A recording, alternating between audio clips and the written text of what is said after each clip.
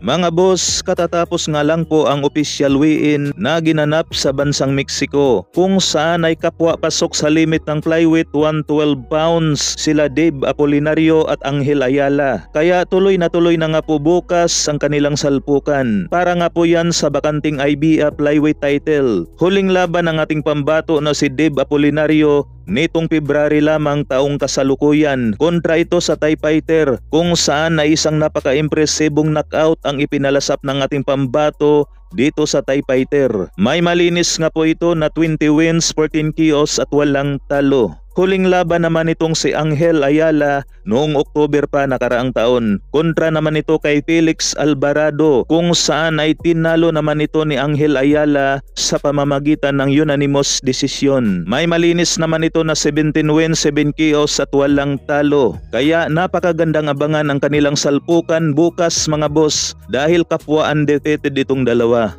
Samantala matapos ang salpukang exhibition sa pagitan ni Manny Pacquiao kontra sa Japanese na si Anpo, may ilang linggo na ang nakalipas, nagsadya nga po itong si Anpo sa Pinas at pumunta pa ito mismo sa bahay ni Pacman para lang ito magpaturo ng tamang handrap. Mukhang papasukin na rin itong si Anpo ang pagbuboksing mga boss. Samantala Mark Magnifico Magsayo ay tuloy-tuloy pa rin ang kanyang ensayo mga boss. Base naman sa WBC Super Featherweight Rankings, nasa pang-apat na pwesto nga po itong si Mark Magsayo mga boss. Kaya mukhang mapapalaban nga po ito sa isang titulong pangdaigdigan. Kung sa WBC ang magiging ruta nitong si Mark Magsayo mga boss, ay itong si Robson Conceição nga po ang WBC champion. Sa tingin ko rito mga boss ay kayang-kaya ito iligpit ni Mark Magsayo. Sa kabilang dako, Cuadro Alas Casimero. Sinabi nga po niya sa kanyang ipinos mga boss na